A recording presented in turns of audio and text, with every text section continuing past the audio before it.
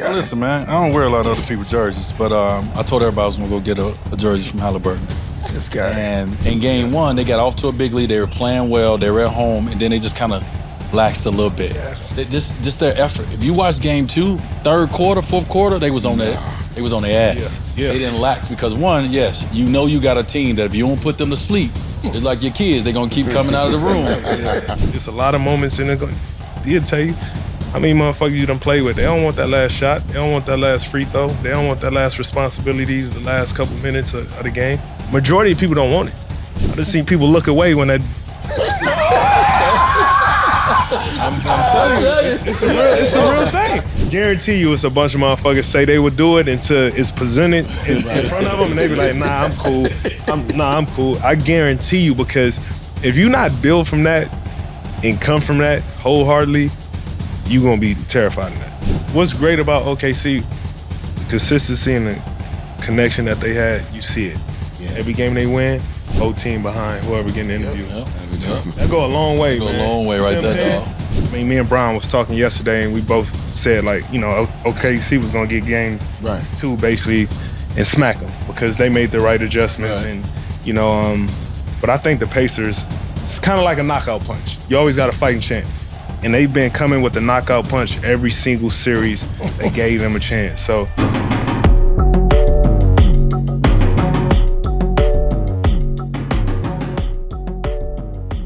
All right, everybody, welcome back to a Timeout. I'm your host, Dwyane Wade. Really, really excited about this conversation we get to have today. Introducing my co-host, Bob.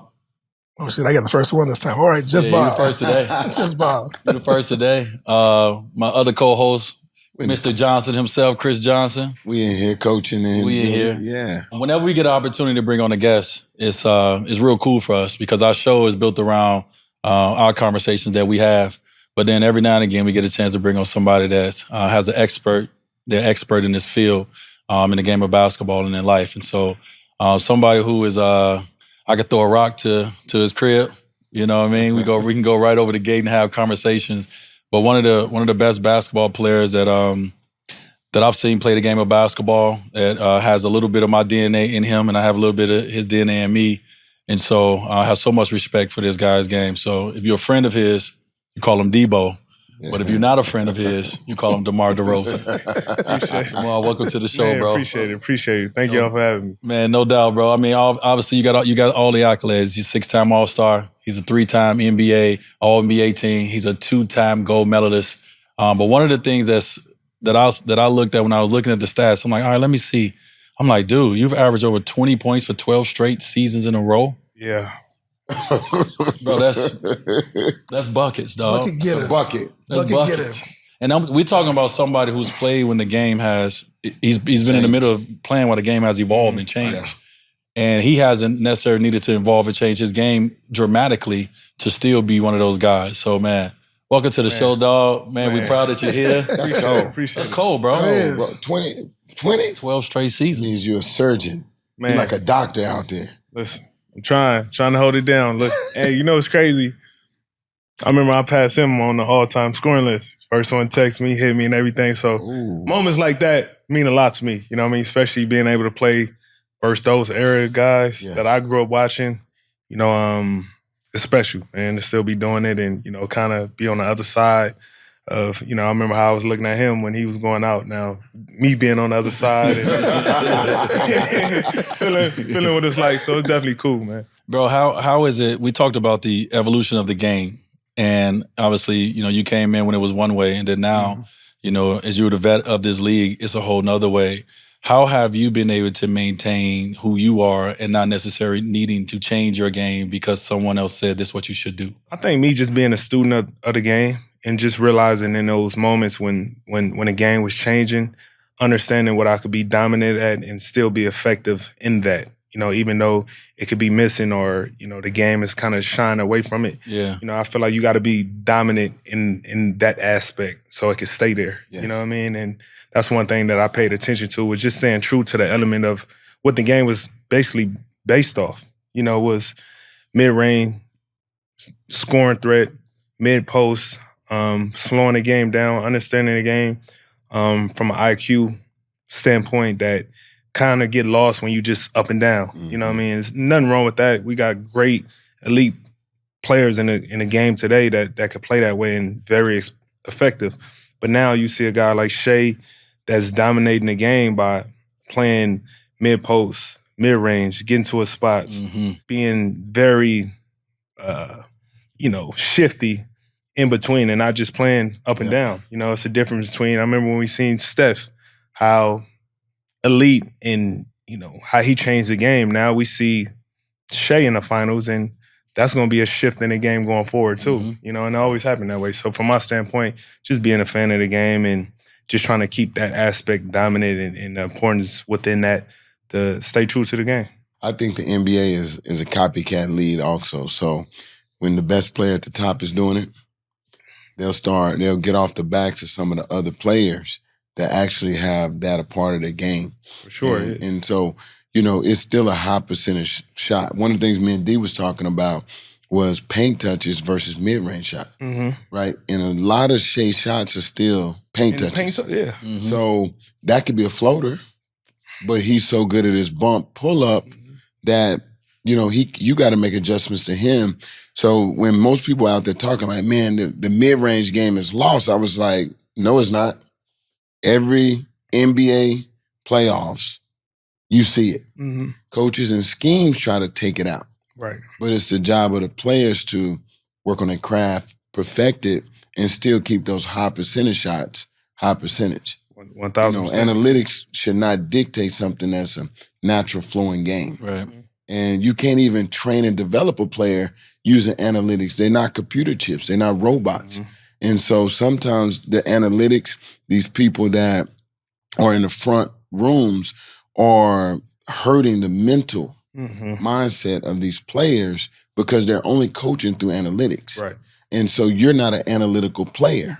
You wasn't developed as an analytical player, and it's dope to see you withstand the analytic era. And the era of that will like everything changes. Right. Like D got this jersey on backwards. I grew up in the 90s. That's how we wore our jerseys. That's how we rocked our crisscross, baby. For sure, yeah. Crisscross will make your jersey. So speaking of this jersey, this guy. Well, listen, man, I don't wear a lot of other people's jerseys, but I told everybody I was going to go get a jersey from Haliburton. This guy. And, obviously, it's a lot to talk about with this young man as he's, in this finals, the highs and the lows of what he's experiencing. But I'm just paying respect to, one, what I said, I'm a man of my word, and two, just looking at this game and understanding, as I said, sitting here, I was like, we were talking about the finals, we were talking about Haliburton, and I was like, listen, he's not going to be able to dominate because they have so many perimeter defenders. And so for him to go to that next level of obviously trying to help his team win a championship or the superstar level, he's going to have to find his moments to dominate. He's going to have to find the defenders that are a little weaker than the other defenders to pick on and find his moment, his spots, in a sense.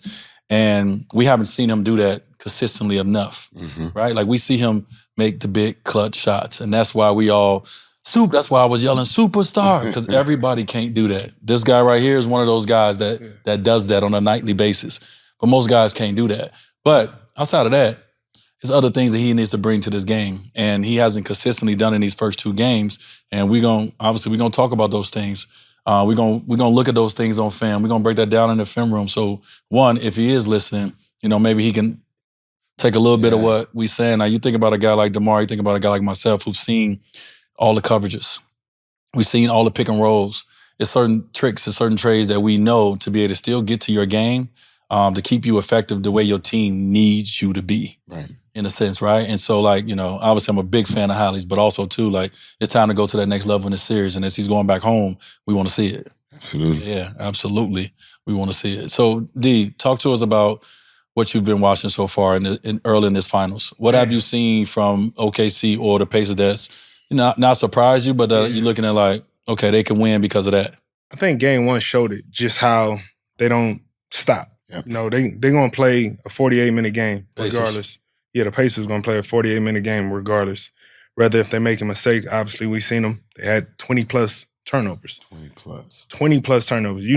It's very tough to win an NBA game with that many turnovers. It's incredibly difficult. But for them to show the resilience that they show all the playoffs, especially the finals, on the road, game one, to be able to make that step and keep fighting to that last moment. And, obviously he's been hitting big shots all playoffs for him to knock that down. But that give hope. And no matter how many mistakes that they make, they could still have a chance. And I think I called it. I mean, me and Brian was talking yesterday, and we both said, OKC was going to get game 2, basically, and smack them because they made the right adjustments. Right. And, but I think the Pacers, it's kind of like a knockout punch. You always got a fighting chance. And they've been coming with the knockout punch every single series that gave them a chance. So that's a great analogy, by the way. Yeah. You got a boxer that can knock you out. Yeah. No matter if he getting his ass whooped, you better not lower that guard. Careful, bro. They done showed it. So they got a boxer's fighting chance. That's how I look at the Pacers. I think that goes back to just their system, their coaching system, and getting more possessions. Yeah. They didn't get as many possessions yesterday. They didn't get that many defensive stops. Right. They didn't get as many offensive rebounds. But when I look at it both sides, I'm like, okay, I got to credit OKC with that. For sure. OKC shared the ball more, so it put them in more closeouts. Yep. Then OKC boxed him out, gave him one shot, kept him off the glass. So those are the two ways they get extra possessions. Yep.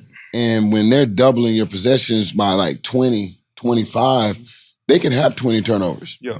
But in a game like yesterday, OKC showed exactly what we're talking about them being the best defensive team in the NBA this year by being able to take away different things. Yep.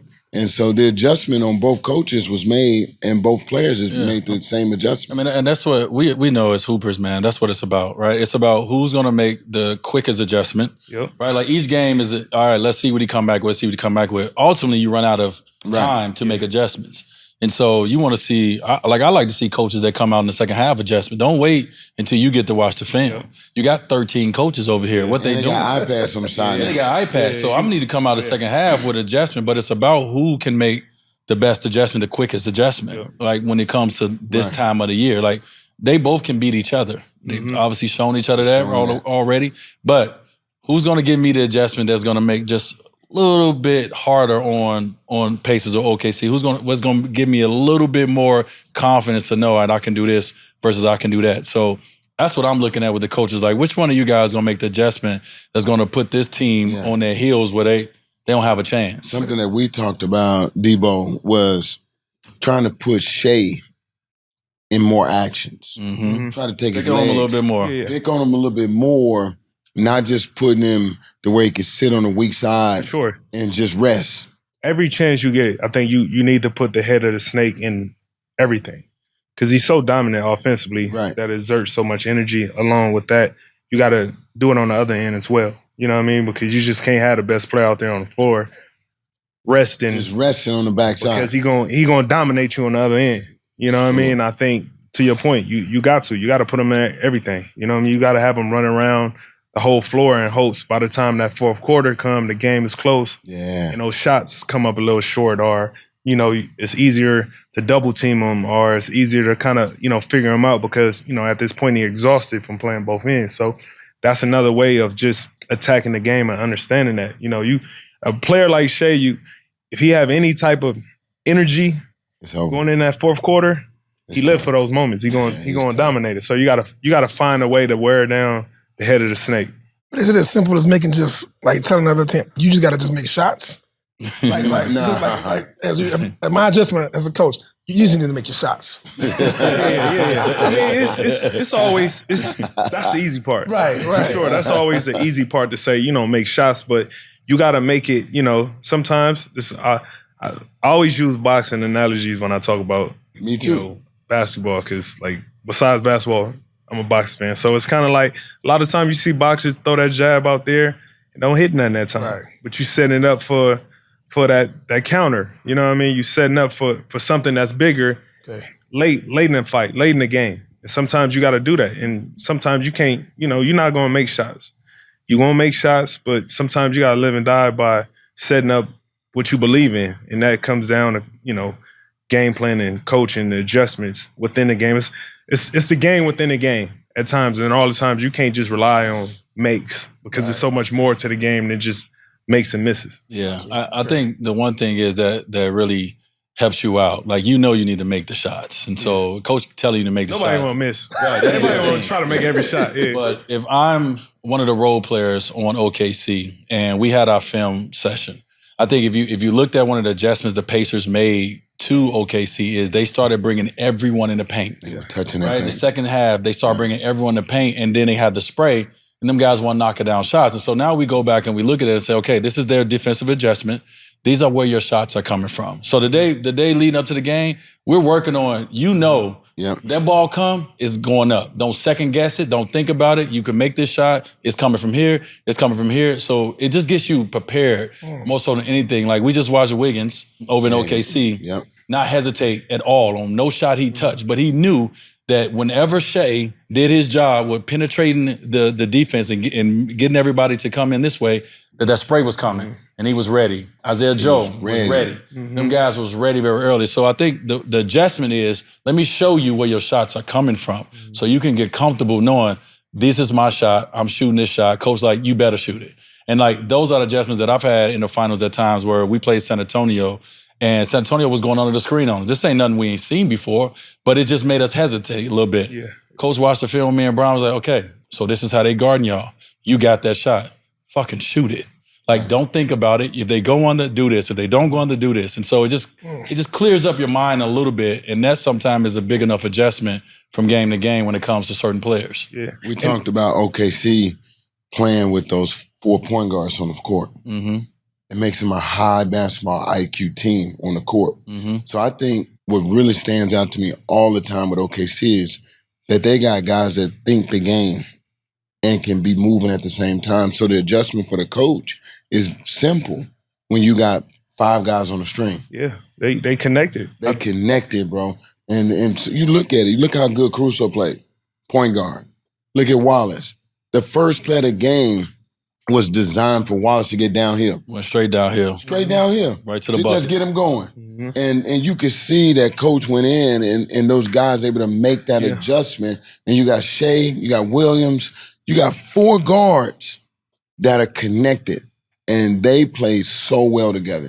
And if you throw those shooters in there, they change the scheme and put them shooters in there. Because Joe didn't play much in the first game. Yeah. They brought Joe back. Mm-hmm. And the second one is like, you have to shoot. Right. You have to shoot. Yeah. They got 10 guys. They touching them paints. They boxing them elbows. You got to shoot. Guys was ready to shoot. Ready to Caruso, shoot. ready to shoot. Ready to shoot. And a lot of these shots, if you go back and look at it, looks open. Yeah, right. It looked wide open, but it's because the Pacers' scheme was everybody going to the paint, right? Every time SGA drive or every time Jalen Williams drive, let's go to the paint. Well, Caruso, here you go.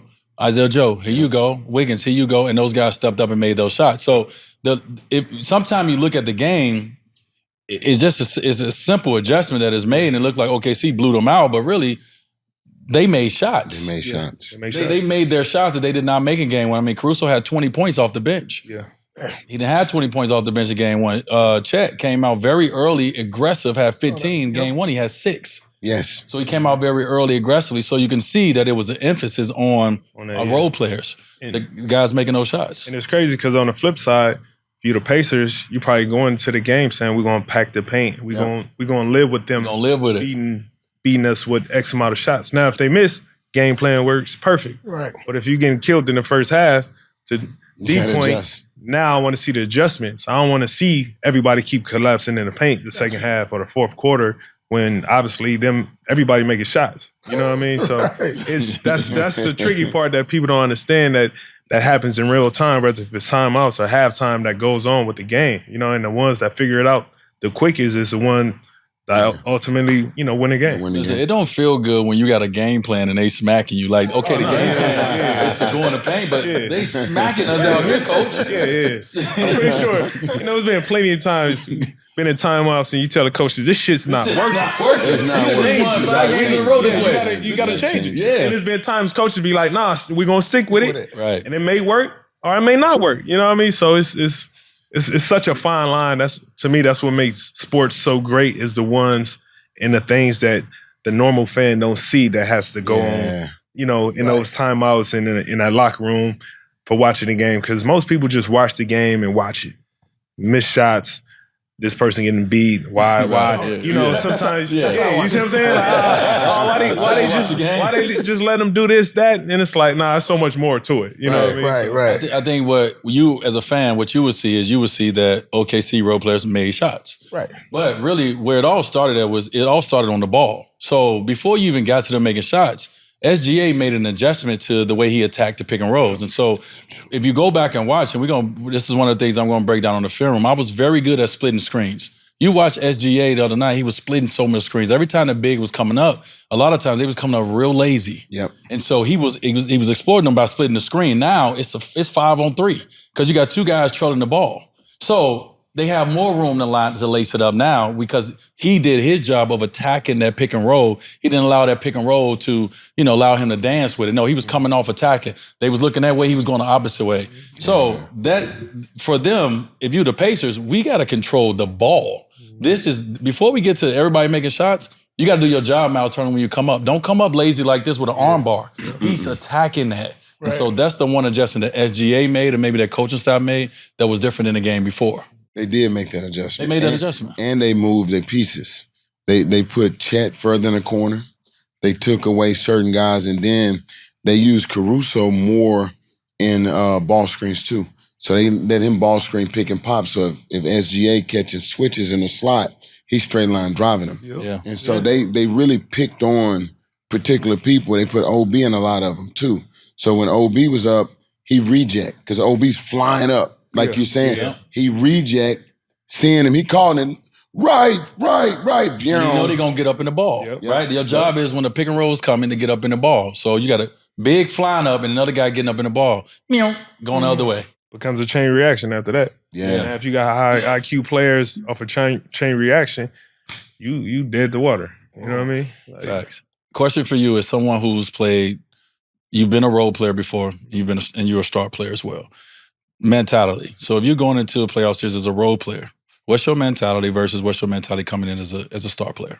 That's a great question because you've been a role player in a long time, Nita, by the way. But that's what I'm saying. The time I was a role player, we didn't go to the playoffs. So it's like, I think my mentality going into the playoffs is understanding like, all right, what could be my weaknesses that they try to expose and try to take advantage of? And how can I, one, be prepared for that, but secondly, how can I be effective with that so it don't seem like it's something they could just lean on and stick to? You know what I mean? And that's always like my approach. Then I always look at, all right, who the primary defenders? I'm going to get the best shot every single, night. It's going to be different schemes. What type of big do you have? Do you have a dynamic big that's going to be up or back? How can I exploit that to help my teammates out? It becomes a whole different approach from it. Not just for myself, but how I could make everybody else better. Yeah, that's it. You know what I mean? When you're a role player, you're thinking about just what you have to do yourself. When you're a star player, you can't just think about you. Yeah. You got to think about the field. You got to think about everyone. You look at everything. Besides, like, I come last. You know what I mean? You got to view me last because obviously everybody expect you to go out there and get 25, 30 points. Right. But they not expecting and they want everything else to be done, you to pass. So how effective can I be with getting guys open shots and being creative or getting to the free throw line, doing all the small stuff that they trying to exploit, be better at. So that's how I view it. Yeah, no, that's a great way to think about. I don't think our listeners don't understand that. Like, everyone's fans of the game, but they don't understand the mentality that goes into it. They know at the end of the day, DeMar DeRozan is supposed to score 25 to 30 points. Right. If he don't do that, then he didn't do his job, right? That's what people think. But you got so many responsibilities as a star player. Like we said, Shea had a responsibility to come in and make sure that his shooters not only got shots, but they got shots in rhythm, with time, and all the things. So his job was to attack more, not just for himself. And so we watched him make that adjustment in game 2 versus game 1 where he was out there to get buckets. Right. We saw it. Right. It wasn't not saying it's a bad thing, but it didn't work. He came back in game 2 with a different mentality. And that's what he said is he was last and it still ended up with 30+ points. For sure, yeah. Because everything else made his job easier. When you look at it from that way, you just opening up everything else for yourself. Think about how many times he done split it, got to the middle bump. Now he just got a wide open jumper by himself in the paint. Now he doing that. Now he got the whole defense at his bay. Now let me hit Caruso for this. Let me hit Joe for this. Let me hit this. They hit a couple shots. Now the next 2-3 possessions, I can get to my stuff. You know what I mean? It's like that. You just saying that counter, like you setting up the jab, you jab, That's jab, all it jab. is. Now you come up with the counter. So it's a lot of responsibility that go on a guy that's going to be carrying a team. Yeah, it's not just scoring, and then also helping your teammates have confidence. Yeah, I think that's something that's an element that can be missing because you could pass the ball and look at Bob and be like, damn, fuck, dog. You know, like, you gotta make that shot. Yeah. Or you're like, bro, next one. Yeah. Right, next one. Yeah. And so you can help or hurt the confidence of the players, especially 1,000%. when you're the face of the franchise. 1,000. But what's great about OKC, the consistency and the connection that they had, you see it. Yeah. Every game they win, whole team behind whoever getting the interview. Yep. That go a long way, man. Go a long way right there, dog. So whenever I watch them offensively, defensively, how connected they are, it's incredible. But it all starts from not just on the court, but off the court. You know what I mean? But that little interview, I don't think people realize how important that is. No. For everybody be standing there behind whoever getting the interview. The whole year. Listen, most people trying to get out of there, dog. You trying to go to the locker room and get a shot. You trying to get out of there. You know what I mean? Somebody mad. Somebody mad, I ain't getting no touches. Everybody's standing there. Yeah. And they walk off together. Shows a lot about them. It shows, to me, that shows everything about them. It shows everything you need to know. That's why I picked them to come back game 2 and get a big win because it's like, I'm pretty sure them going into that locker room, losing the game 1 the way they did, come on. It wasn't nobody mad or you should have did this. You should come together even closer. Yeah. Let's get this next one.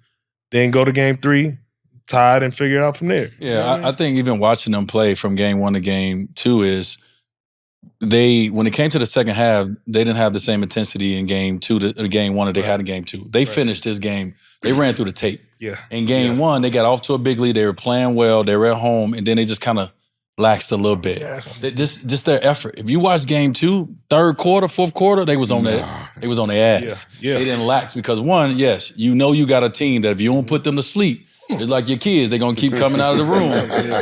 You like, I thought you gotta watch them go to sleep. And so they didn't put them to sleep. Game 2, they made sure they watched them go to bed. Yep. That's why they had the guys in with 2 minutes left. They was up and they still had their guys in the game to make sure they close it out. Yeah. Chris, I got a question for you because this is the first time that OKC in this series, but we talked about this. We talked about the Pacers needing to make sure that they didn't play with both their bigs. Well, last night, in game 2, they played with both their bigs at the same time. Hartenstein and also Chet was in at the same time and made a big impact together. Give me your POV on it. Because the Pacers are getting most of their possession from offensive rebounding. So one of the adjustments is to keep them off the glass. If I could take 10 of those possessions back, that's 10 more possessions for us. And so a lot of times people sleep on Obi Toppin, Siakam, those guys flying in. Yep. They're flying in from the corners, from the slots, and they're knocking basketballs around, and they're getting extra possessions. Yeah. That's one. Yeah. Then 2, what they looked at is Chet can close. So they probably challenged Chet to say, hey, when he's getting in the paint and he's getting out, you got to close out. We need your presence, and we need your length, size on the court. And so now with OKC having 2 bigs on the court, it allowed the guards to be more effective of guarding their guys. When you do go smaller, it forced a smaller guard to try to do what big guys do simply. So when I look at those adjustments, I'm like, okay, it allowed the guards to be guards. It's like a counterpunch, like Deebo's talking about. Like, how are you going to adjust? Are you going to bring 2? You going to play with 2 bigs to match us? Because now we got an advantage. And so it also, having those 2 bigs on the court, they were moving Chet deep corner, which he can rebound, and they was using the other big to come in on that ISO screen, which he would flip it. Wherever he's sprinting from, on the film when we watch, you can hear Obi yelling right. He done already flipped it, and he's splitting because now he's working opposite. So having those 2 bigs on the court was dynamic for OKC. Now, can they do that for the whole series? I don't think so. Right. Their best lineup has been with their guards. Right. But it was a good adjustment. It's a great adjustment. One thing that it did is, once again, you're putting guards in positions as well where they have to guard something that they may be not familiar with. So when Hartenstein is getting that pocket, he's a very good passer. He's getting that pocket pass. Now you got Chet spraying out to the three, but also too, you got a couple times where Chet is not out of the three, he down in the block. And so you see lob to lob, big to big lob. They did it because the guard don't know what to necessarily do. Because am I gonna sit on the lap of Chet? Because I got a shooter out here. Yeah. So the guard is kind of in between. And so they put him in a situation where they had to think and not just be like, all right, he's just gonna be in this corner. Now big to big, I don't know what this other big gonna do. I showed Deebo the clip just now where SGA was on the wing. He dribbled down into the post up. Chet was screening weak side action and slipped. When he slipped, they were doubling SGA. Boom, he found him, and it was a big to big lob. Easy money. You know why? When Shea go in that post, you got 10 eyeballs looking at him. They don't know you know what I mean? Now when you got the correct movement on the back end, it's hard to react to the right play that's been made. You know what I mean? That's what's so important about having a mid-post game where you have all the attention that you could look at. Shea didn't do anything. He just took 2 dribbles down. He waiting to the defense react, make the right play. Now you already had an advantage because Shea got 2 people on him already. Right. You got an advantage. Now it's on the other 4 guys to make the right play. That's the purpose of the regular season also as a coach.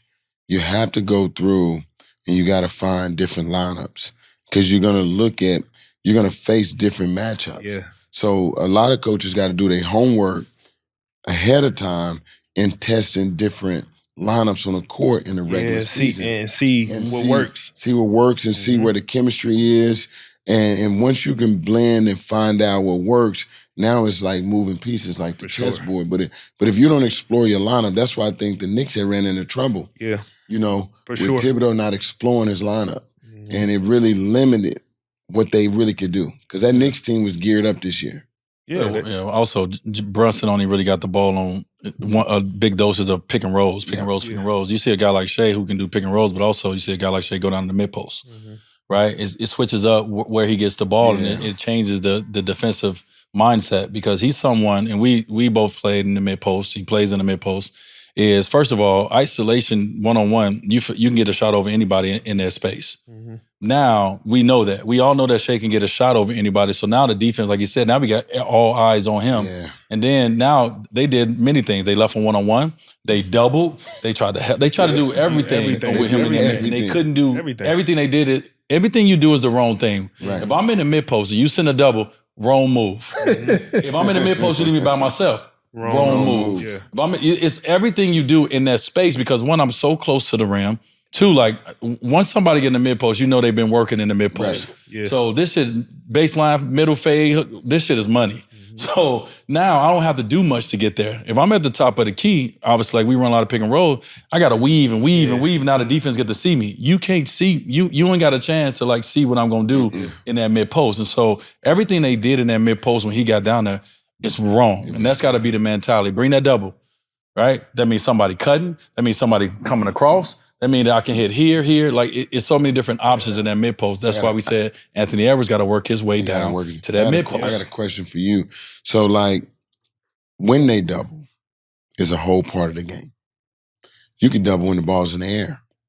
You can't with him. You can't even allow him to take a dribble bump and come late. Like I don't think he's a late double guy because he can see he's starting to look over. Yeah, they have to pick and choose when the ball's in the air, or do something like San Antonio Spurs used to do back in the day and bring the baseline down. Come baseline. And so they didn't do that yet. And so it's several adjustments when I watch.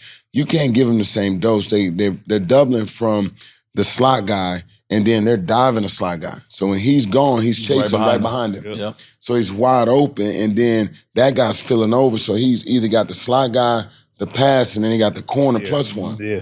And so it's like, okay, let's take away the middle. Let's use the baseline as an extra defender.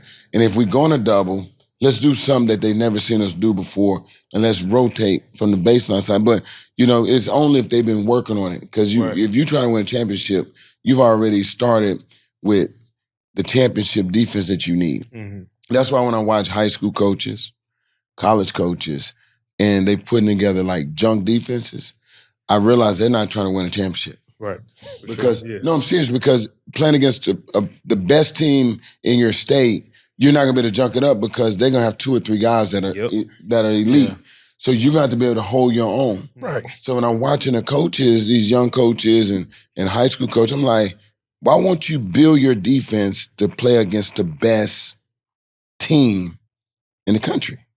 And that's how you build it so the kids can get the reps that they need to get in. That's the same thing I look at when you're talking about doubling Shea or doing something. First of all, a lot of people are doubling at the wrong time. Like, you never double nobody when they looking at. We talked about that. At you. If I'm looking at you, why are you coming to double? So Shea is very good at keeping his head up. Yep. He's not one of them. He's not like a big guy who get it and get into their bag.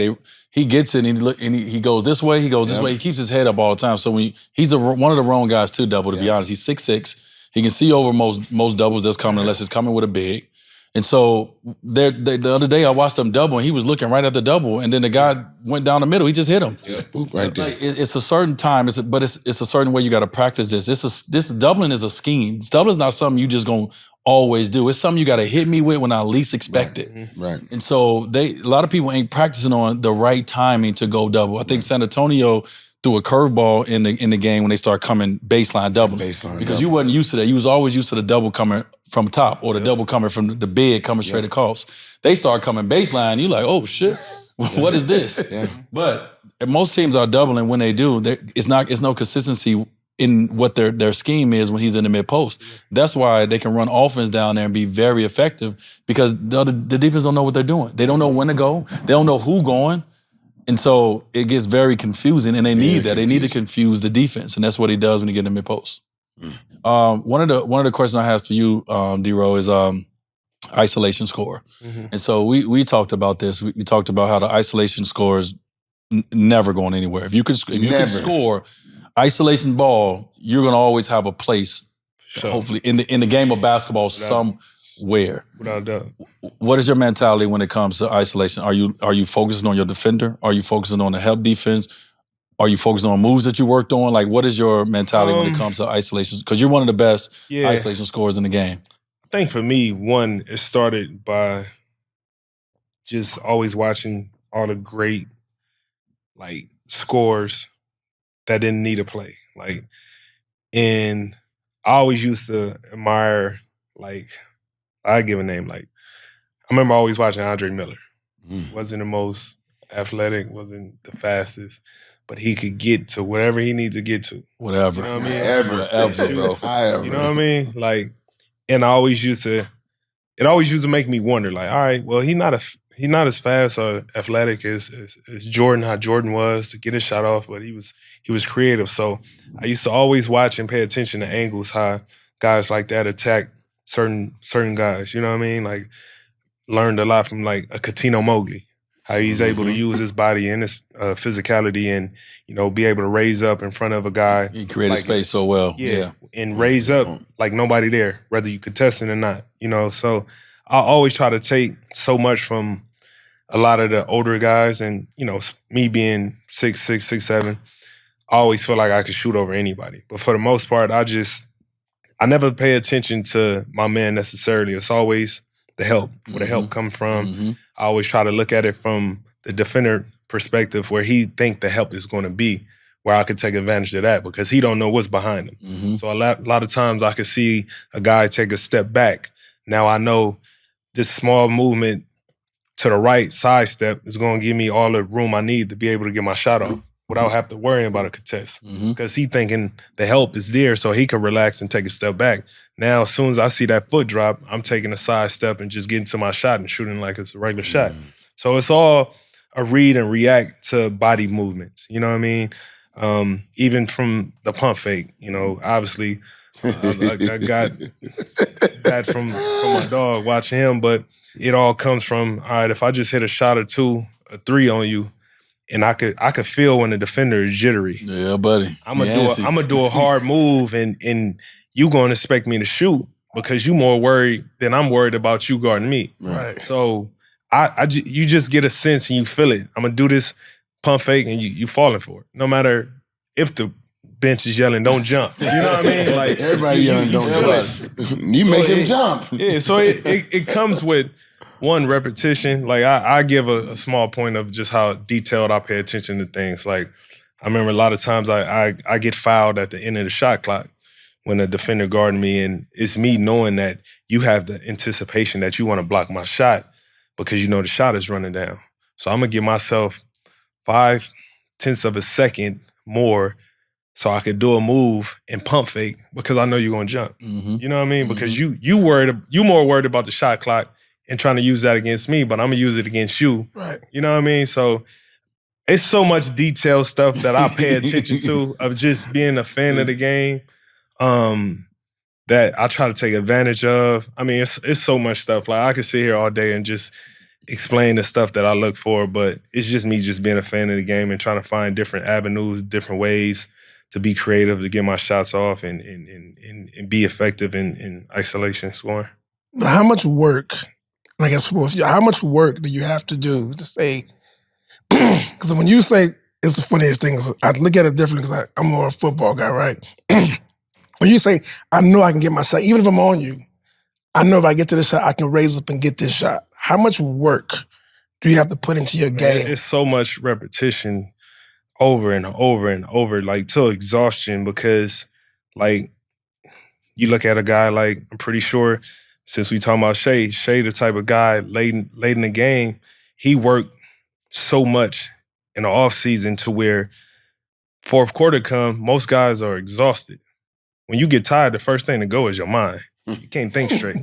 You right, say that all the time. If you have the ability to turn it to another level in those moments, you're gonna be even more effective because you could think clear. You know what I mean? I remember watching Floyd spar one time, and I remember him coming back to the side saying, like, I'm paying attention to his breathing. When his breathing get heavier, that's when I pick it up. Mm-hmm. You know what I mean? Yeah. And it's like little shit like that. That dude said this. He said when he's watching him, he said when he check out, that's when I check in. he said that's when he check in. Yeah, I'm looking for you watching. to check out. Yeah. He said watching for For you something got to to. see you checked out, I'm like, oh, he out. Yeah, it's time for me You to check see in. it. So Yeah. you will see it in somebody. So all that work comes in the offseason. It's about how much you put into it and you push yourself to that point of like exhaustion. Like I remember talking to a Navy SEAL years ago, and he told me he was always failing the swim test when they tie their arms up and basically saying he couldn't pass the test, and he was always asked for pull me out, and the instructor always said, "You're never going to pass the test. Keep asking to pull him out." He said, "You pass the test by passing out, and we'll bring you back alive when we bring you out the water." Because now, you know what I mean? Yeah. But you pushing yourself to that point. Yeah. That most people ain't gonna want to. They're gonna say, "Fuck this test." You know what I quit. I'm not even gonna do it. Sure. You see what I'm saying? Yeah. So Yeah. it's like it's a lot of that I try to implement in my off season how I approach when I work out, because a lot of people just want, they just want it to be comfortable, get shots up, comfortable. Yeah, you got to get uncomfortable. You got to get uncomfortable because it's a lot of moments in it. They'll tell you how many motherfuckers you done play with. They don't want that last shot. They don't want that last free throw. They don't want that last responsibility, the last couple minutes of the game.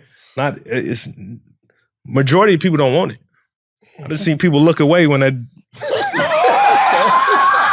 I'm telling you, it's a real thing. Real thing. It's a real thing.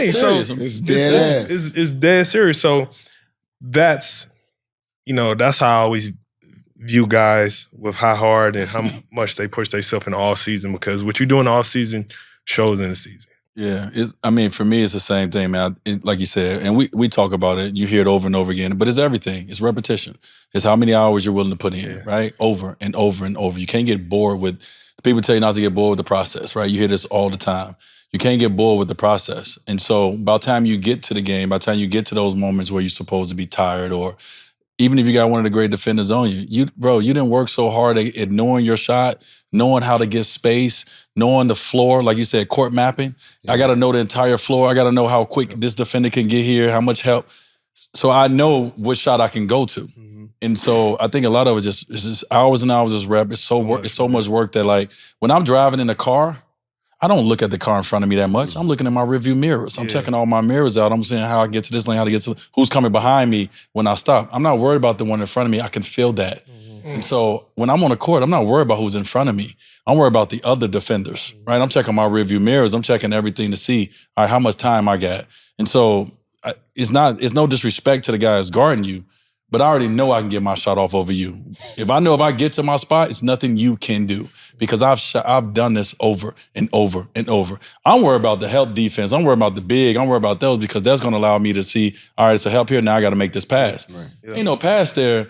Sorry, DeMar DeRozan, you could be 6'7", you could be more athletic. I know how to get to my shot because you don't know what I'm going to do. Yep. Like Kobe used to get to a spot and there was nothing you can do.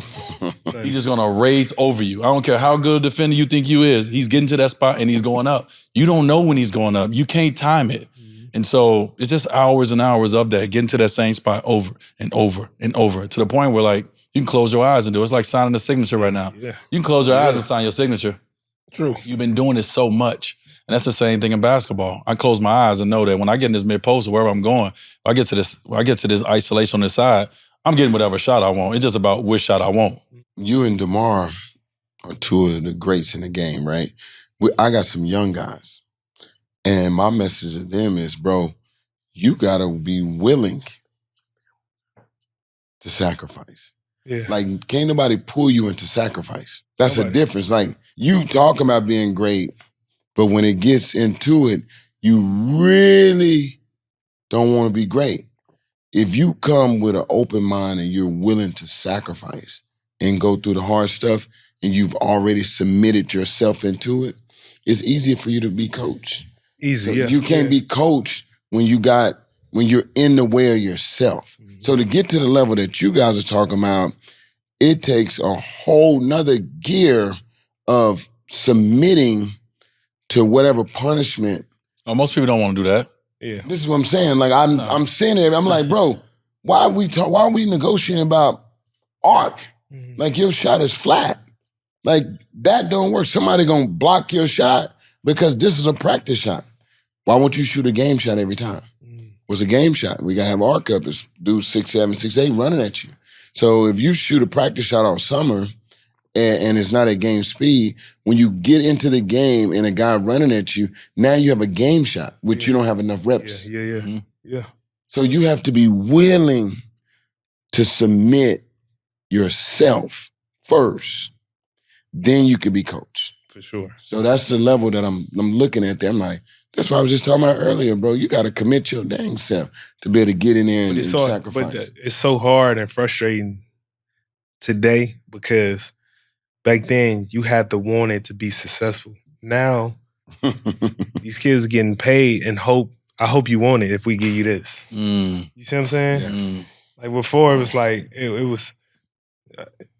I'm a sponge. What you want? What you got to tell me? Right. Now so many people think like I know everything. Like you know what I mean. And instead of looking at the long run of this whole thing, if you really love it, you know what I mean. But that's why I judge a lot of these guys. One, if you really love the game, are you a student of the game? You know what I mean. It ain't no era of basketball you can't talk to me about. You know what I mean. Like I used to sit and talk to Alex English my rookie year for hours. About everything. Like, man, how you get the one dribble pull up? How you do? Like, it was a thing. Like, I had to, I wanted to ask questions all day. You know what I mean? Nowadays, everybody, you can't think you know everything. Right. Even to this point, this be my 17th year. I still feel like I don't know shit. You know what I mean? Because I just want to continue to learn and continue to grow. And not just for myself, but grow the game. You know what I mean? And that's what it's all about. For me, and it's like that element of the game is just getting so lost because you could get $1 million for being athletic in high school. Being athletic. What do you, going into your 17th season, like talk about not the court stuff that everyone sees, talk about the off the court stuff. Like what do you do to maintain, like to be 17 years in, you still take off, you still can go down lane, dunk on a motherfucker. Yeah. You're still playing at a certain like athletic level as well. And so talk about what you do for your body to maintain it. I mean, it's a year-round thing. Like for me, that goes back to, making sacrifices. I don't go out. I don't drink. Never had a drink in my life. Not saying nothing wrong with it, but people got. I've never had a drink in my life. Like ever? Never had a drink. Wow. None of that. So That's solid. I just always kind of looked at it from the standpoint of like, my whole goal of hooping was like, I want to be able to play as long as I can. You know what I mean? And when I came in the league, I used to make fun of all the old heads, like, man, why you putting ice on? It's like, well, I'm telling you, you better start putting ice on before you start to need it. And I'm like, all right, fuck it, I'm putting ice on, nothing hurting. You know what I mean? Nothing hurting, I'm doing it. You know what I mean? Yeah. Ice tub, all right, I'm about to start ice tubbing just because. But it became such a routine and something that was a necessity for me to have. So it just led me down the tunnel, like, what all can I do to prolong whatever it is that I want to do? You know what I mean? If it's eating healthy, taking care of myself, you know, all right, sleep. I just try to find every avenue to try to prolong whatever it is. You know what I mean? And granted, I've been lucky enough, knock on wood, to not really have no, you know, major injuries, but, you know, I just been able to take care of myself. Like, it's a never-ending thing. Like, I ask trainers now, like, what remedies you got that's gonna work? You know what I mean? Like, all right, ice bath with, all right, Epsom salt. Like, I try to find every avenue. Being a student of your own what I body, mean? And too. just try to find, whether if it's stretching every single day, if it's whatever it may be, the smallest to the major thing, I just try to stay on top of it because I just want to be able to get a game everything I can as long as I can. You know what I mean? The right way. So for me, it starts in the off season. Like, I probably took a week off and I got right back in the gym and basically started from square one in a weight room of like body correction, you know, balance, strengthening one side of my body that was kind of off, you know, working towards certain injuries and places I was banged up, shoulders, you know, just kind of correcting that first before I get back into it. You know what I mean? So that's kind of been my whole thing since I've been, you know, especially the last at least 10 years for sure. And your mental is still, I mean, a lot of times when, I mean, I stopped at 16, right? Mentally, I was out of it. I was gone. Yeah. Your mental still sharp. Your mental still strong. Yeah, I think for me, the mental that becomes a challenge for me is when you look around, you see it's not like so many people take the game for granted. You know what I mean? And don't have that full like love for it, or you playing with certain motherfuckers. Be like, I'm about to go play a video game. It's like, God damn, like, you know what I mean? Like, when before it was always hoop. Like, everything was hoop. Like, you had to earn everything you did when it came out there on the court. I remember the old heads, like, nah, you gotta wait the hoop. You gotta earn to be on this court. You know what I mean? Now it's just like, that's how we grew up. You know what I mean? Now you gotta beg motherfuckers to come to the court. You know what I mean? So that part of it makes it mentally challenging because it's not how it used to be for us. You know what I mean? Like, that's why I always tell, like, I always pay homage and I'm always grateful to be able to play against that era. You know what I mean? Because that was like the golden era for me growing up watching basketball. So to be able to play against those dudes, it meant everything to me. You know what I mean? Like, so, and I still kind of hold on to that old school thought. And maybe that makes me an old head now, but you know what I mean? You take the maybe out. For sure. So, but that's the only side of it that becomes challenging. You know, I just want everybody to give their all to this because we only get so long to play. Yeah. Right. Do you remember the moment or a moment when you, because you came in with myself and Kobe and guys like that, obviously the two guards that was in front of you in the sense of like the stars of the league. Sure, yeah. Do you remember the moment where you got us and you got on our level and we was? Yeah, I remember. We was New Orleans. It was a New Orleans All-Star game. What was that? 2014. And I remember I got this picture at the house, bro. We was sitting on the fucking score table. It was me, you, Brian, Melo, Joe Johnson. And I remember I was at the edge, and I always used to look at that picture like, yeah, I made it. I'm there. You know what I mean? It was that moment of like, because up to that point, that's what I always worked up. Like, I wanted to be respected by my peers. For sure. Before anything. Yeah. I used to didn't want to go out. I didn't want to go on vacation. I didn't want to do none of that shit till I felt respected by my peers. That was all I cared about. Like, feeling like I belong. And I just remembered that my first All-Star game being there, and it was like, yeah, like, hell yeah, I made it. Like, Yeah, I'm you know here what I now. mean? I'm Yeah, here. yeah, You know what I yeah. mean? And it took off. It took off from there. But I that moment is where for me it like solidified. Like, all right, you good now. Now That is the moment when you feel like when you finally get to those spaces, that locker room, that All-Star weekend, you like, now I belong. Like now you Yeah. know you belong with the best. bro. Because you look around, there's only a few. Yeah. And then you get to see all the guys, they right there, you like, yeah, I'm here. You know what I mean? Like that's one of the most important moments for me when I was trying to make my run was like, oh, I'm here with Vince. I'm here with AI. Yeah. I'm here with these dudes now.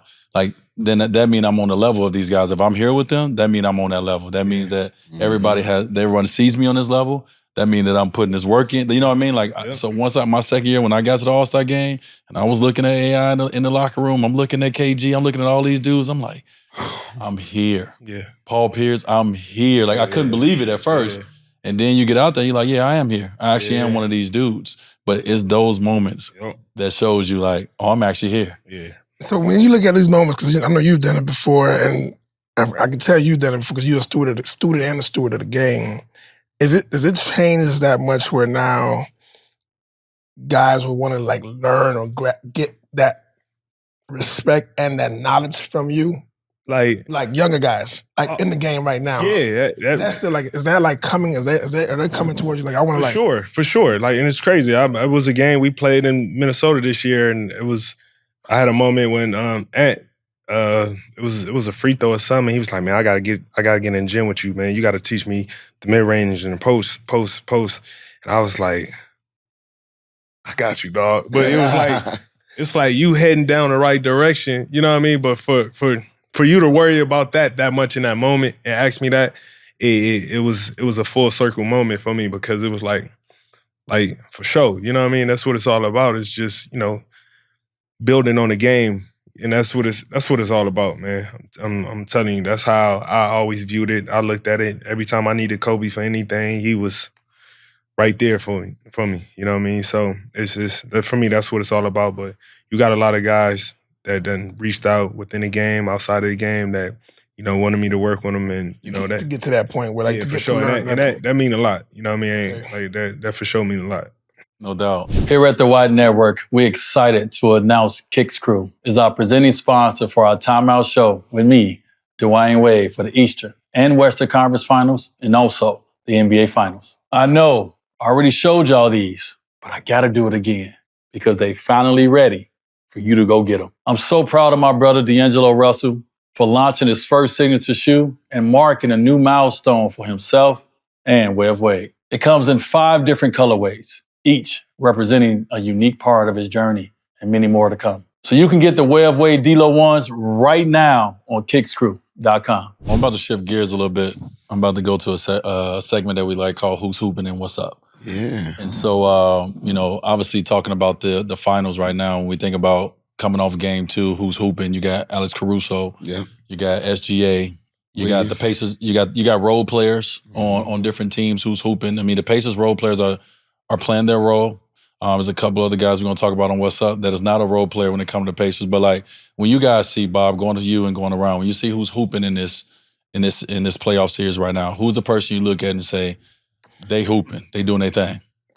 I'm gonna go with to the top, to the snake, to head of the snake, SGA. I feel like now he's hooping, and it's for those who wondered why he was the MVP or wasn't sure, like you see and you see him make that adjustment. You see that he changed his game within that game to know, you don't be too high, don't be too low. I'm going to change this game. We're going to win this next game. I almost felt like he came in there knowing he was going to win that game.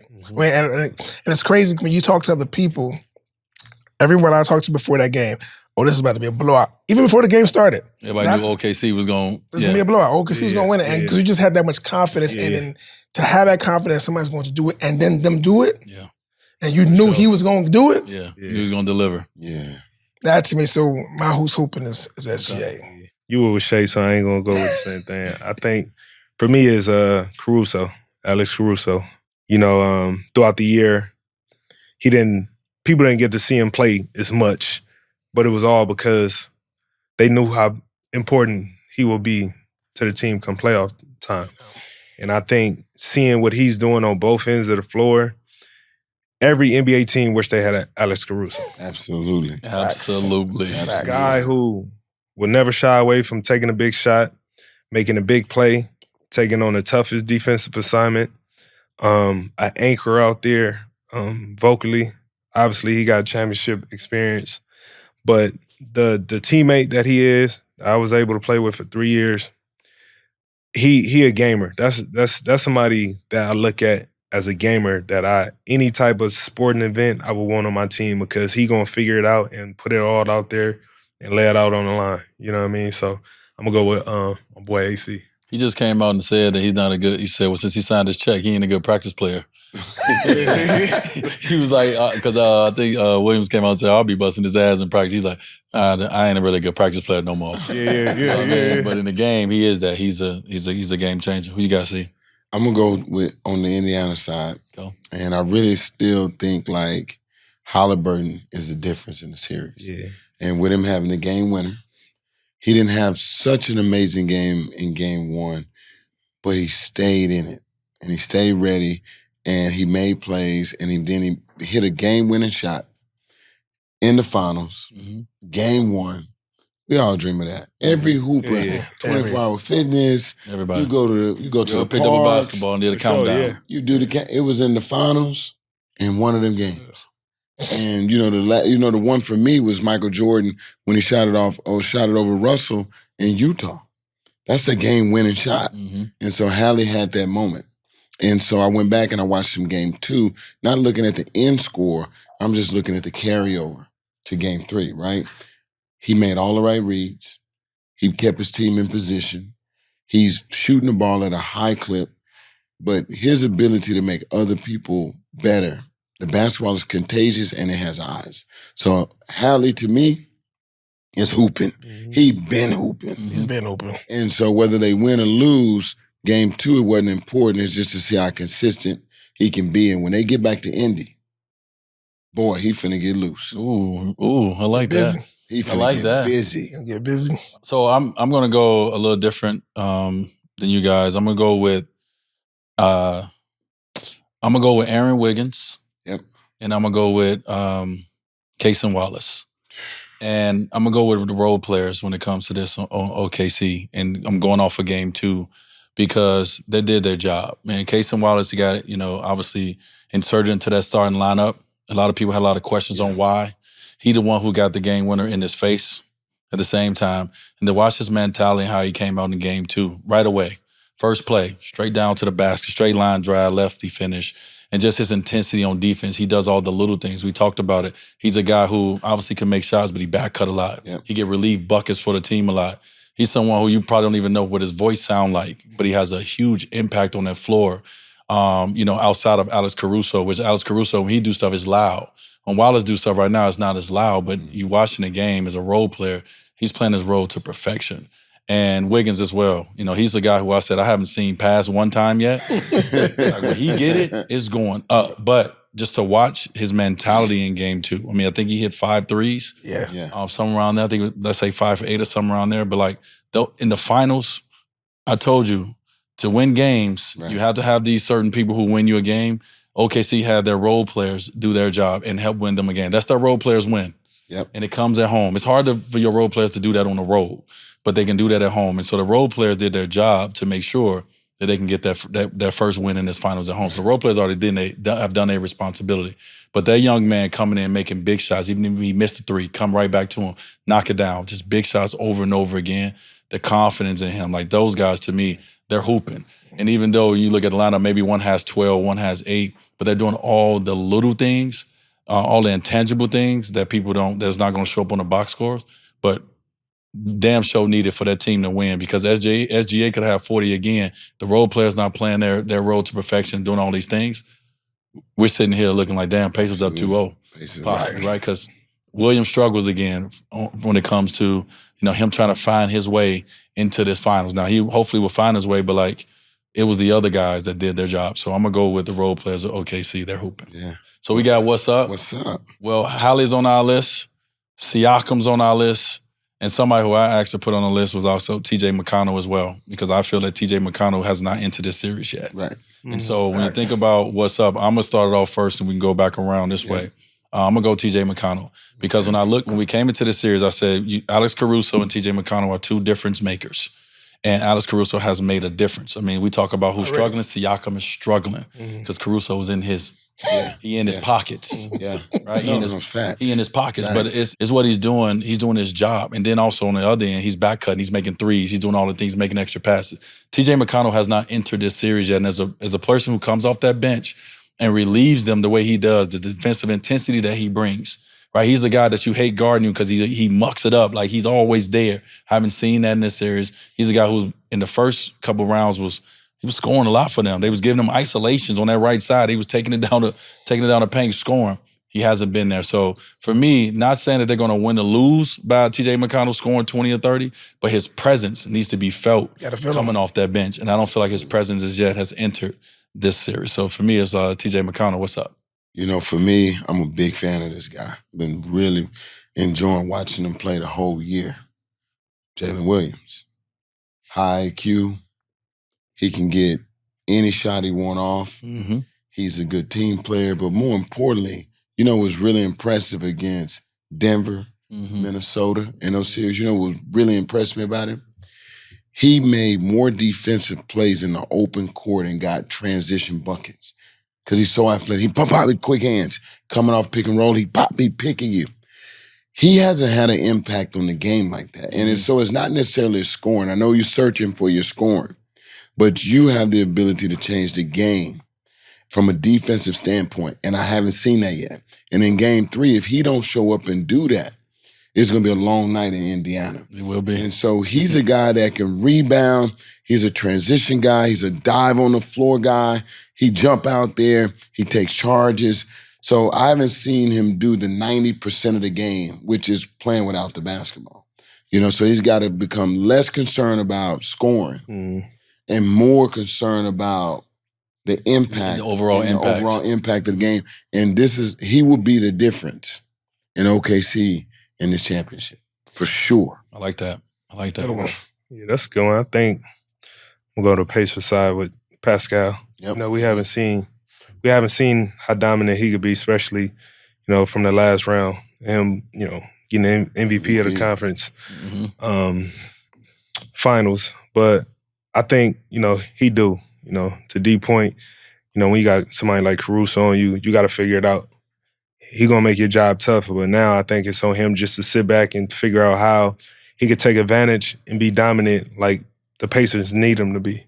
Because, you know, if he not being himself, being 25 plus, Pacers not gonna have a chance. So, you know, I think he gonna turn around. We haven't seen him yet, but I think going back home, Game 3, we're gonna see Pascal that we seen last series. I think I'm gonna stay with the Pacers too. I'm gonna go with Miles Turner. Okay.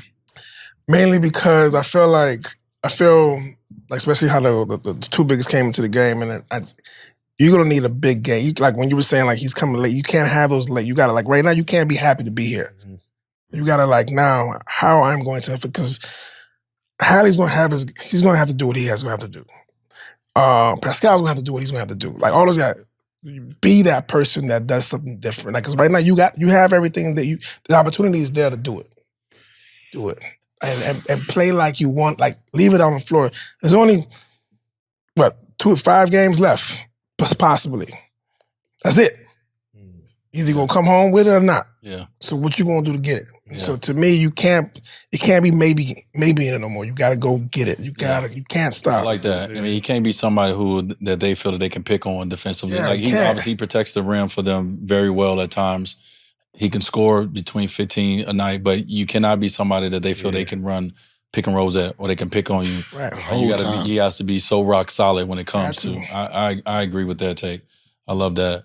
As we get to the end of this conversation, it's two more topics, and one is it's a viral conversation. Actually, it's something that like I feel like is the next wave of what we're going to start seeing a little bit more of, and we talked about this when it came to this summer at Unrivaled, the women start playing one-on-one. Well, we just saw Lance Stevenson and Mike Beasley go one-on-one. I mean, this was prime time one-on-one. I'm talking about this is buckets in your face, no help defense at all. But like, man, watching them play one-on-one, watching it be something that was like that everyone tuned into. I mean, crowd was into. Like, it took me back to how we grew up watching the game of basketball. Like when you had to earn your stripes, when somebody called you out, like check up. Like that was check up. My dad used to check me up. He'd throw that ball in my stomach. Check up, nigga. Let's go. Yeah. That was check up. Tell me how y'all felt watching that. I'll go with you first as a fan, Bob. How you feel watching that one-on-one with Michael Beasley and Lance Stevenson? It was. I hope they bring it to the big leagues, because that to me was basketball. Like that was just pure. Like, let's go. And to me, I'm all about the competition. I'm all about like the mano a mano. I'm better than you, you better than me. Let's see who can stop who. And I've always been a big fan of Beasley. And so to see him be able to just get this moment for him, because since Miami, he's been a walking bucket. No, since he came out the womb. But right, since he came out the womb. But the thing is, I remember he used to always say these things in the players' garage. Like he used to have these terms where like he just like bucketology, or like he's just for him to get his flowers. Like a lot of times you hear people say like who don't know the game, like all the players must give him his props and be like, man, I don't know what they're talking about. I don't know, for him to get them in to see it. Like, well, it was fun to watch. Yeah. I didn't know Lance was that nice either at first. I know he used to do, I remember him blowing in the New York, air. New York, dog. Yeah. New York, man. I didn't know. So it was good for me. It was entertaining. It was must-see TV. Yeah. I ain't gonna lie, that shit was amazing. It was. I literally I watched the whole thing, and it's so dope. Like to your point, like B's been. Like I was telling a couple of my young partners, like, I don't think y'all realize how dominant Beasley was in high school and college, and like he been that. Like, it's not nothing surprising to us. Like, you know what I mean? But to see it in that element, and obviously, the atmosphere, like it took you back to the culture of what the sport of basketball is. To see it in that element was. I looked at it from two ways. Like, from my perspective, from a competitor, it's amazing to watch. But I also looked at it from the standpoint of it's going to be a lot of motherfuckers who would be scared if you call them out to play one-on-one because they don't want to deal with somebody like, you know what I mean? Nobody want that smoke. I guarantee you it's a bunch of motherfuckers say they would do it until it's presented in front of them, and they be like, nah, I'm cool. I'm cool. I guarantee you, because if you're not built from that, and come from that wholeheartedly, you're going to be terrified of that. You're going to be terrified of it because it's just a mano to mano. It's just you and him. You know what I mean? It don't help. It don't help. So ain't no help. None at all. And you hearing everybody this and that. Like everybody can't. If you lose, you're going to be all over the internet. I'm telling you, it's going to scare a lot of people away. Everybody ain't built for it. But to see that, and shout out to Lance and Bees for doing that, because that takes some balls to do, because like they really went out there and competed, man. Yeah, they did. And it was worth every dollar. True. 100%. To me, it's like a heavyweight bout. You got to be in shape. So, ones is something that I love. It's a good way for me to like learn how players' movement and what's their counters. When I look at players, I don't always look at them as like basketball players. You said something earlier. Some guys are Floyd Mayweather. They ta-ta-ta-ta. You watch guards like DG just ta ba-da-da-da. Then you got guys that are like, Mike Tyson. So in that fight, that matchup was like a heavyweight bout. Yeah. And it was blow for blow, round for round, slugging it out. But if you even take it back to the hood, bro, that's how you got your stripes. Yeah. Exactly. Just like that. That's how you. Oh, he got it. So now we might have to go to the other hood and be like, we got one. Yeah. We got one over here. Yeah. And let's meet up and let's do this. Yeah. And people sit on their cars. Yeah. The girls should come out. It would be a moment on Sunday before the sun go down where it's like, well, check up. All right, side bets. And you got the atmosphere. So I just thought it was a heavyweight battle with NBA veterans that are still in tip-top shape. Because if you're not in shape, you do not get in that arena. Not you go to 7.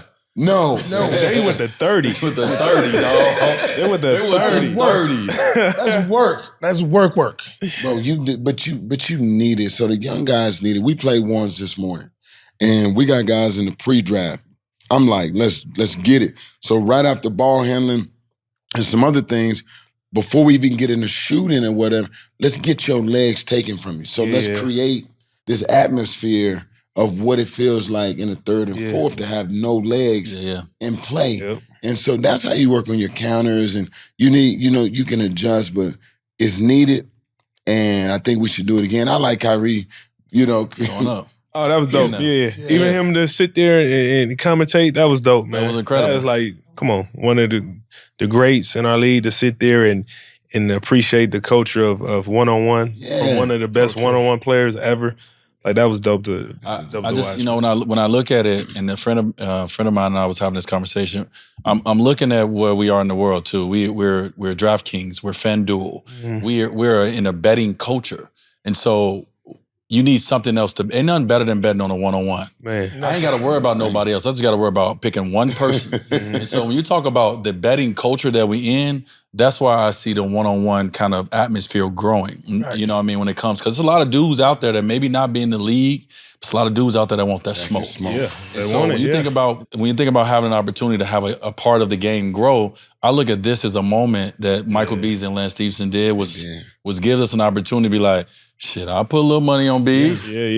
You know what I mean? Because we got guys that's really, this is really big. This is how we grew up. Yep. Now, this is what's like when you look at the NBA, presented by FanDuel. So betting is a big part of the culture. And so I look at one-on-one as a big opportunity for the betting culture and the betting world to tap into that and want to get into that. With them pots now is bigger than $100,000. So now guys go out there and play one-on-one and it changes your life with the opportunity now for the bets that's going on. So when I looked at it, I was like, this is a bigger revenue opportunity 100%. For guys that maybe can't make it in the NBA because of whatever the reason is. It's a reason Michael Beasley ain't in the NBA, right? Whatever the reason is, whether it's right or it's wrong. But it's a place for Michael Beasley to now play, and the possibility of him and other guys like him to really gain like their own space, their own league in a sense, to say, yo, put money on me. Yeah. I'm going out here and I know they put can that money. do it. I'm going to get these bucks. I like that. Bro, I like that. It's going to happen because have you ever went to a bare knuckle fight? Yeah. Bro, I went to a bare knuckle fight and me and Jaren Jackson went, and I'm sitting ringside. I'm like, bro, I'm about to get up out of here.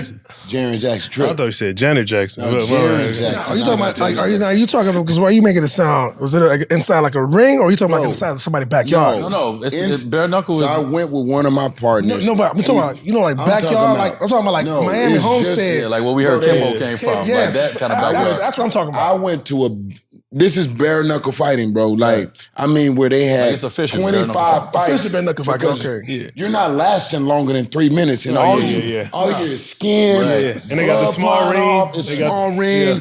And I mean, bro, it was so intense. If you ever hear somebody get hit bare knuckle, it make your adrenaline go, oh, no, it's real. Oh, yeah, but it's live. It's immediate. It's live, and so that's what I'm saying. I was watching something funny on Instagram, and I actually saved it. In Asia, they're doing the one-on-one basketball, but at any time, you sent it to me. You can put the gloves on. Oh, I seen that. Yeah, I seen that. Yeah. I seen that. You can put the gloves on. Dude got fouled. He's like, give me the gloves. like boxing gloves. We're gonna add it to somebody come foul you the wrong way. Like, hey, yo, give me them gloves. It was fight. So now you go boo boo boo. Now take the gloves off. You have to get back to hooping. That happened in the hood a lot. No, that's all the time. Yeah, that's what I'm saying. Bro, they put the gloves on and they squared up, they boxed it out, took them off, got right back to the one-on-one. Yeah. Is this sanctioned? I don't know, it was packed. People was hanging. Yeah, it was hanging. Yeah. He was hanging out the rafters. He was looking everything. But tell me how many. Listen, it's been times you like, I'll take that smoke. Yeah. It's time when you like, man, I wish right now we could just scrap. Man. I wish we could scrap right now. And so they got a league now where you can actually scrap mid-game. That's wild. That is wild. That's called hockey. That's hockey. Yeah, it is. What do you mean? I was thinking about hockey. It's called hockey. But they put the gloves on, Bob. Yeah. That changes the game. They didn't just go bare knuckle. They was like, all right, timeout. Now you're like, I can foul you, but now, I might not want to foul you, so you might want to throw down. Oh, I might want to foul you. So we can't throw down. Nice. That's Think about it. If I get you with a couple jabs down here, you know what? Game gonna be a little weaker. Bro, you know in hockey, that's what happens, bro. No, I know, but I'm just saying, but when they take the gloves off and you have that little Get moment. back to hooping. But then I'm just thinking like in basketball. Whew. Yeah. Hey.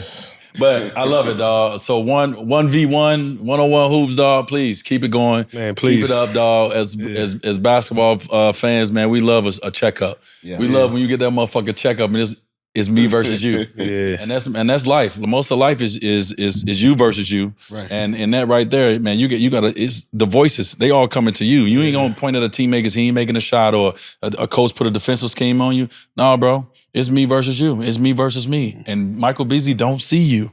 First of all, when he raise up, it's just him in the rim, dog. Yeah. No, I've watched this movie before. Yeah. But man, I love this. So more of that. Last but not least, Game 3 predictions. Let's start over there. Start over there, Bob. Game 3 course. predictions. I'm What you got? 1-1, going back to Indiana. gonna go with the Pacers on this one. Ooh, okay. The only reason is because they're home. They got and my key to the game before was coach. And I'm like, right now, coach, I need you to coach, because right now they done countered your counter. So now what are you going to show me now? Now you home. This is the timeout. So for me, it's the Pacers, and I feel Rick Carlisle's going to show up. He's going to show up and do his things. And the guys are going to make the shots for his things to go, for his plan to work. Okay. So that's my prediction. Ooh, this is a tough one. Oh, man. It's tough. Bad as I want to say Indy, but I think OKC know what they got to go in there to do because it happened to them game 1. I think OKC go in there and win. I think it not a blowout, but I think they get them. I think OKC. Yeah, I got OKC. I got OKC. Yeah. I think playing them two bigs is going to force the hand of the Pacers. I think OKC defense has been their foundation, has been their backbone.